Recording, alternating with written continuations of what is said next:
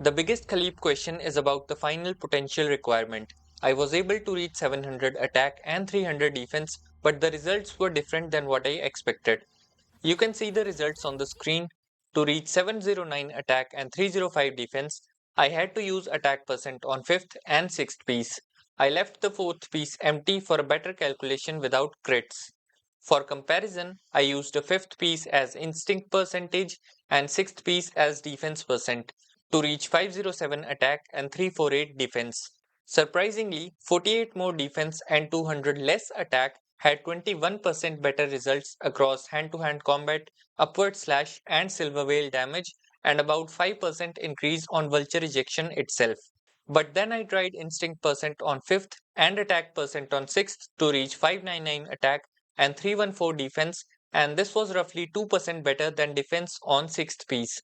The best case scenario would be to reach 700 attack with 5th piece as instinct percentage, but that might not be possible at all.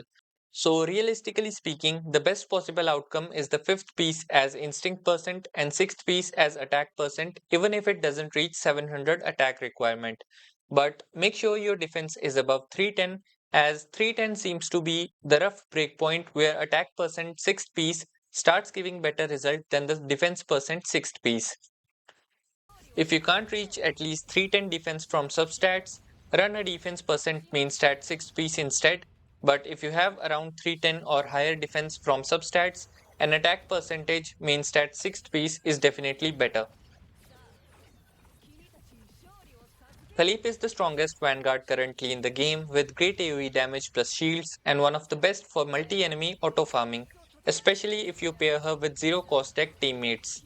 One user on Reddit showcased an auto clear of Basin 10 and Judas 10 with Khalipe and two supports with zero cost decks.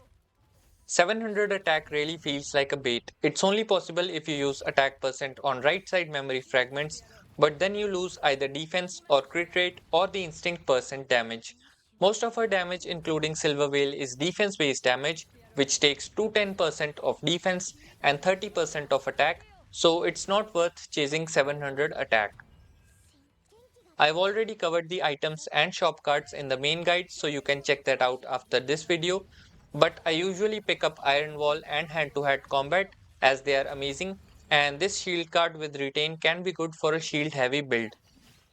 For teammates, you can pair with a healer like Orlea Mika Narja and a sub DPS / DPS like Veronica Selena for the passive damage, or Serenial Haru for the vulture activation with their 2 cost cards.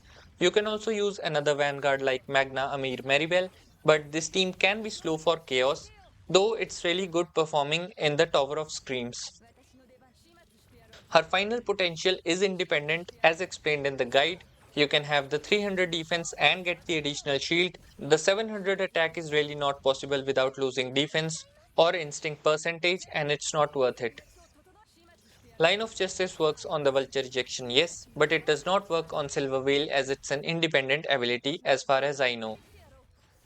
Khalipe is more of a hybrid than a shielder. Rather than trying to get only shields using rally and overprotection, you can instead copy vulture ejection 3 to 4 times and get the shield passively while doing damage.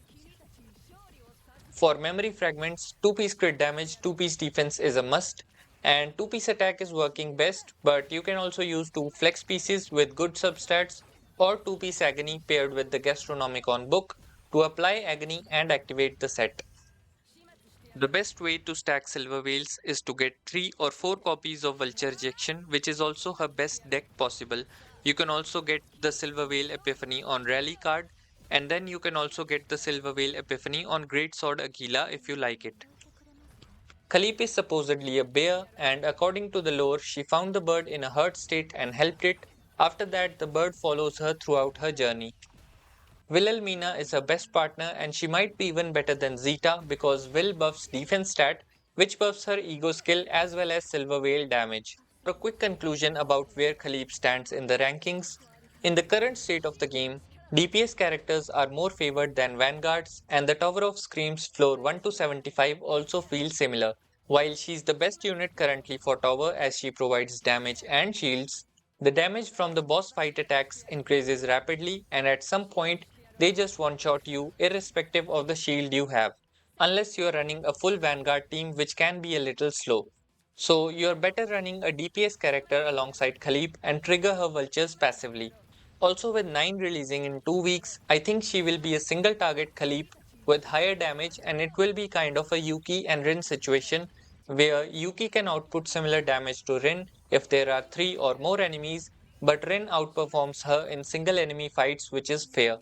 With the tower being single target for the most part, I think 9 will have great single target damage and a multi-hit build because she is supposed to work well with Narja's Voracity healing.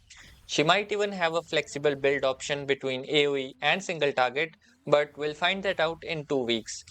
So that was all from my side on Khaleep and the Q&A from Reddit. Let me know if I missed something in the comments, and I'll see you in the next one. さて切ってやろう始末してやろう私の出番だな